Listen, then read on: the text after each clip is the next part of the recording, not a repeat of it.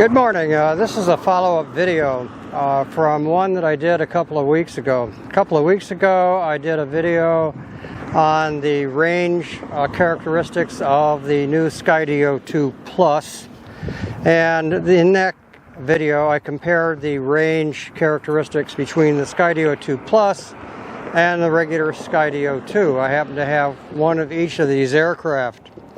The Skydio 2 Plus is advertised as having greater range, and in fact in that video I did show that it, in a test, that it did seem to have a greater range between the aircraft and the controller. Part of that is because if you take a look here, there are some pop-up antennas to the Skydio 2 Plus that did not exist on the Skydio 2. As I said, I'll link that video in the description below if you're interested in seeing that range test in comparing the two aircraft Skydio is now offering.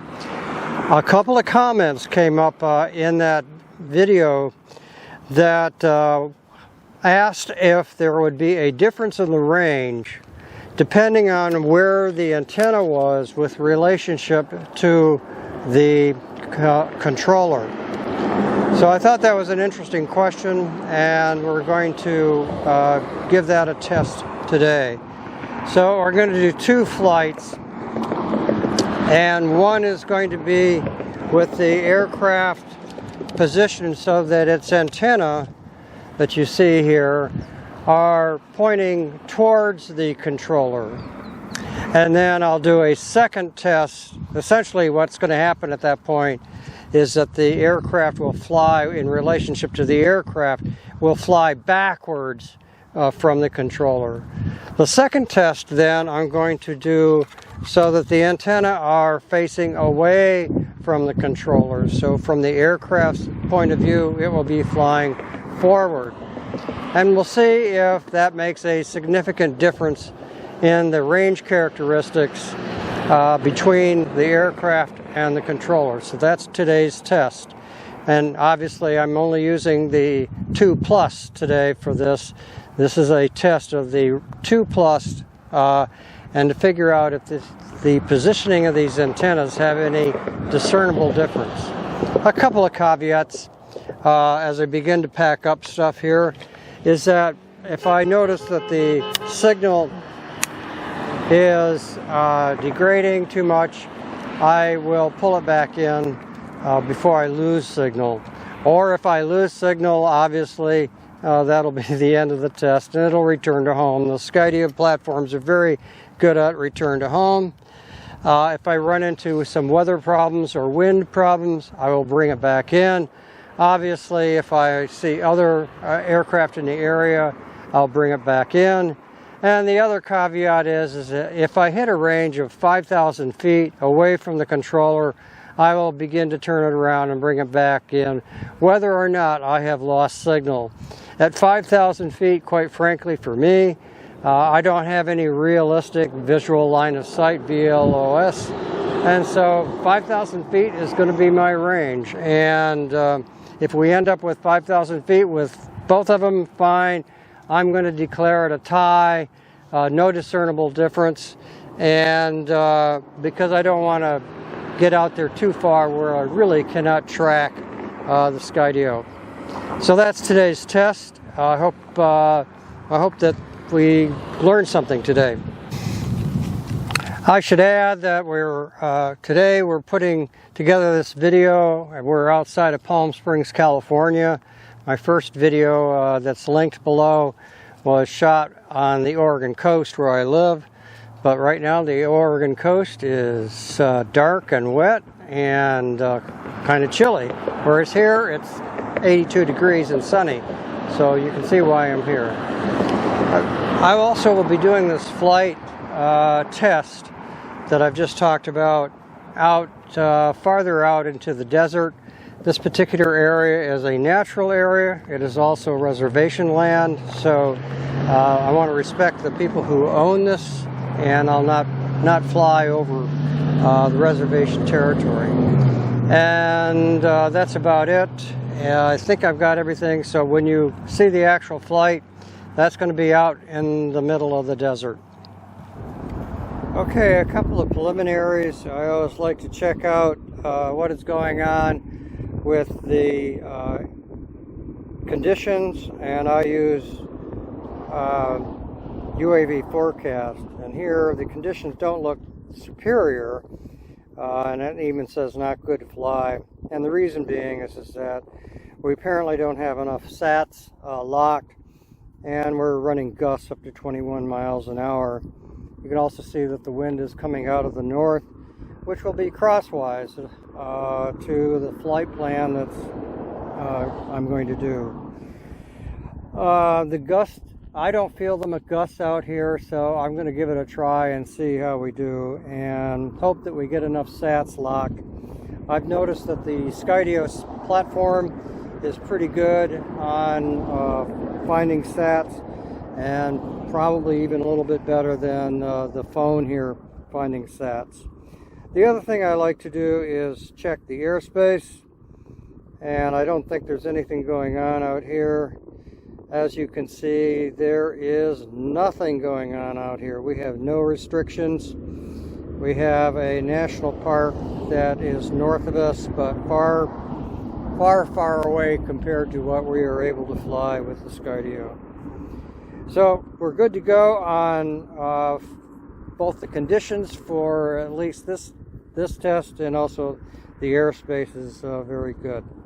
So those a couple of pre-flight checks that I go through. Okay, a couple of other caveats here.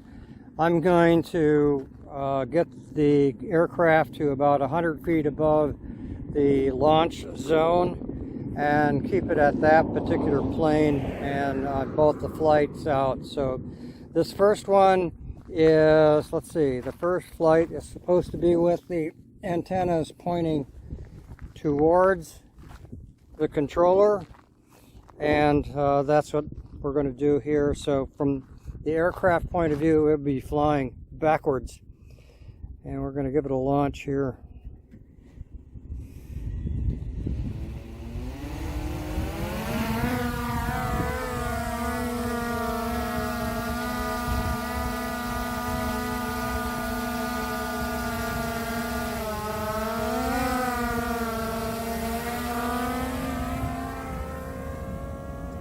Let's get it up to about 100 feet in altitude from the launch zone. You can see we're next to a road. That's where you're getting the road noise from, and we're at 100 feet. And now we're going to fly out.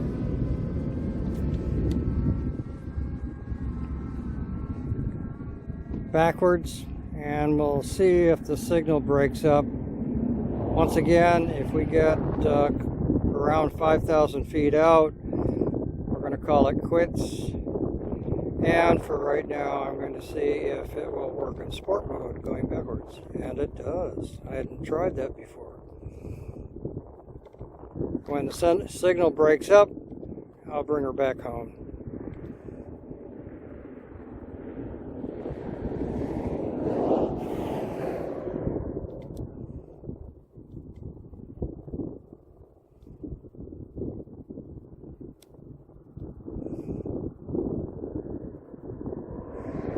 One of the nice things about the Skydio platform is that you can fly backwards with a certain feeling of confidence. And so even if I get some changes in elevation of the ground, I know that the Skydio is not going to have any problem.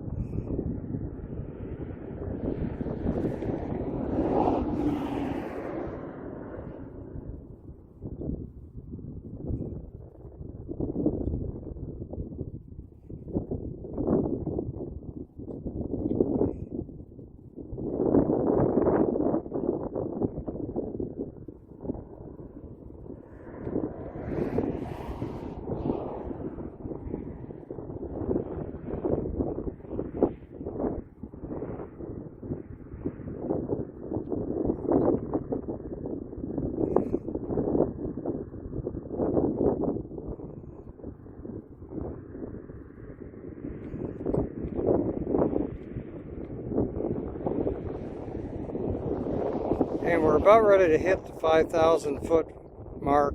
Unbelievable. Okay, we're at 5,000 feet plus away from the launch zone. That's far enough for me in order to be able to say that I can maintain visual line of sight. So we're now going to return to home. Obviously, we've had no loss of signal here, no problems whatsoever, in spite of the high wind warnings I'm getting.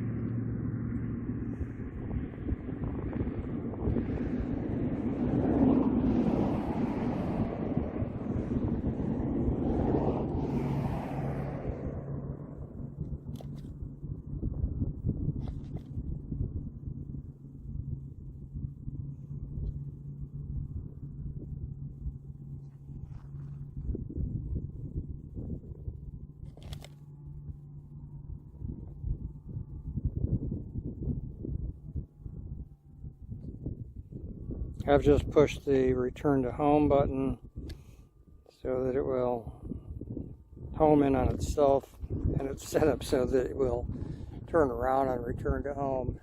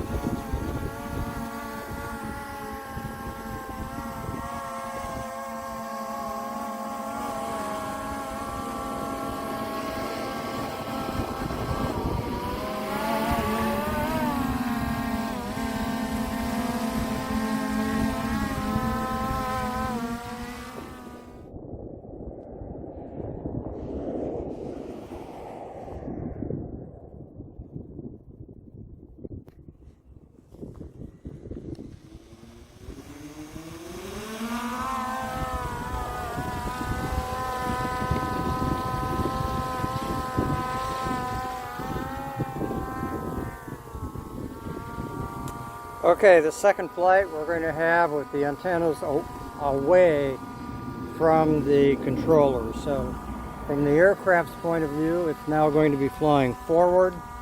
And once again, the rules apply. If I run into some difficulties with the wind and the wind is beginning to pick up, or if I hit 5,000 feet, I'm going to bring it home and I'm going to get it to about 100 feet above the altitude above the launch zone, and then we'll take it out.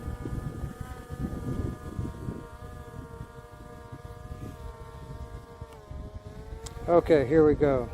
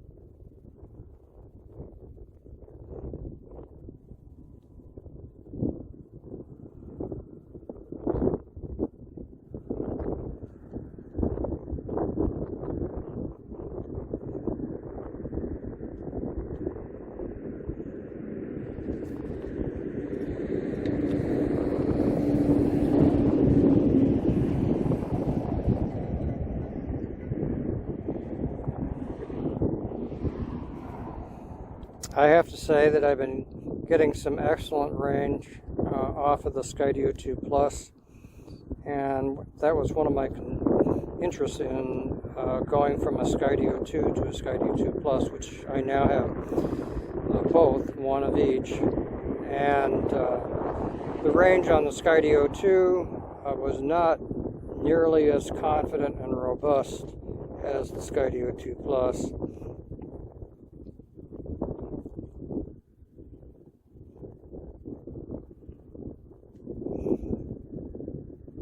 We're still doing pretty good out here.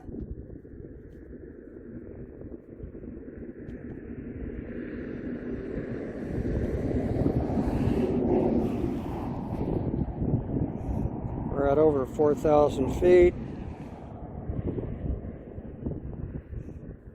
And I don't see where we're running into any problems yet.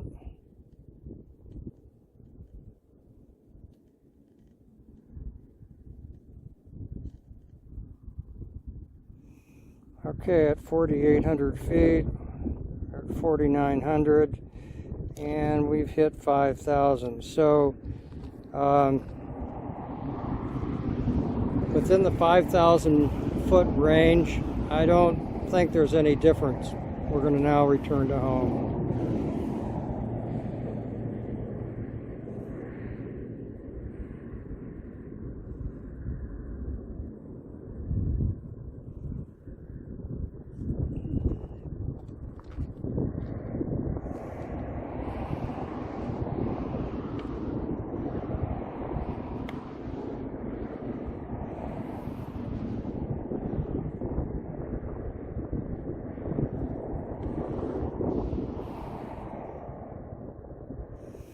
So the conclusion from this test is that within a 5,000 foot range, never lose control, whether the antennas are pointed towards or away from the controller. An interesting question, and now we've done a little bit of research, and if this one test suffices, then it would appear that within a range where you can maintain realistic visual line of sight, it makes no difference as to whether the antennas are pointing away from the controller or towards the controller.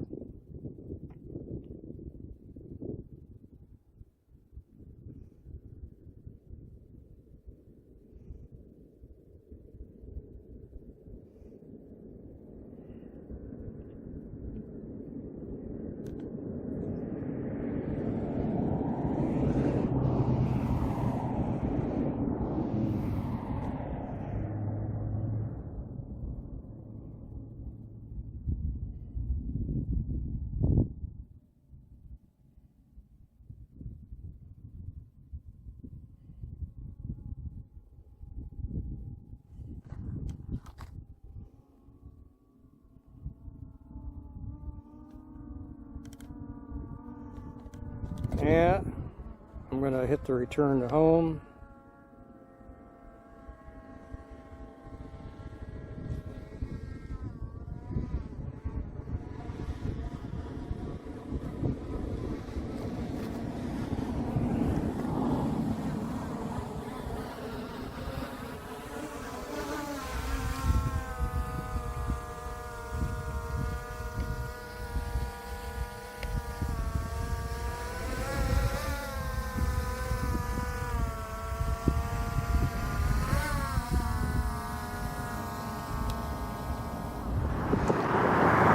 Okay, we're back, and the summary of this is that it made no discernible difference between which way the antennas were positioned with relationship to the controller.